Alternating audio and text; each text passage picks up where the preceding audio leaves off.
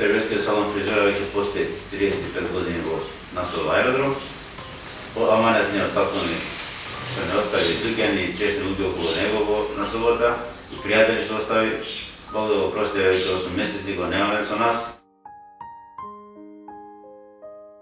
Секакви приказни сме виделе, некој која ќе дошол во дуќана се ишиша да се изврши со радост, некој со тага. И сме имале секакви можности.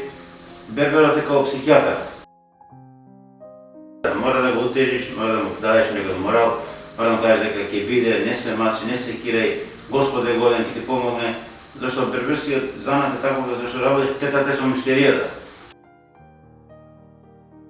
Во други држави се случувало, пример, бричејќи го, се изнервира на муштерите кои се го.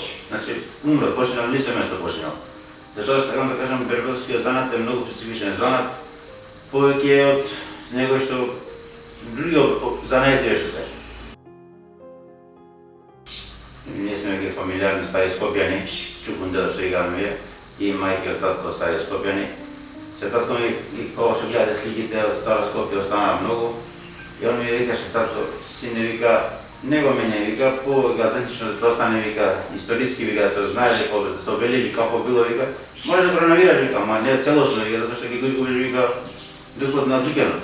И ја тоа и сакам да направам нешто ново во дуќанот нешто, ама сега ако го направам скроз, ќе испадне дека татко ништо не може на мене. Тоа што една слика или од нешто или аутентично нека слика да ќе ме остане од него, од Старо Скопје, ќе биде и за мене добро и за луѓето што бил до сега со години да шишат во дуќанството.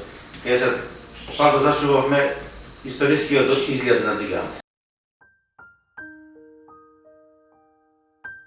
Денеска ни доаѓа првиот председател на собрание на Македонија, баш пред некој ден го шишав, имаше благодарница за 8 септември за Долче Даварски и другите. И владиката го покојниот дојде владика Кирил, Никола Поповски, Еленовски, сите доаѓа. Ова берберскиот занат е сега гледам денеска деца млади избегаваат да учат, некои за стимулирана цена да работат, сакаат да бидат фризери, да бидат стилисти, нешто да од едно шишење да направи со едно 20 муштери да го помире денот.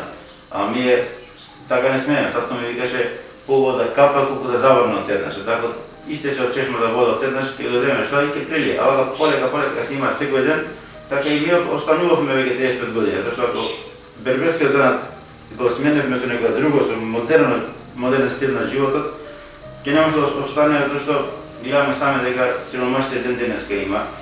Се покачуваат приходите, се покачуваат артикливе на производството и тя го туш, ако му кажеш друга цена за шишењето, ќе почнат луѓето како што беше од коронава, сите дома се шиша, мајка, татко, жена го шиша мажот или синот и почнуваме да нема работа. И сега полека се враќа.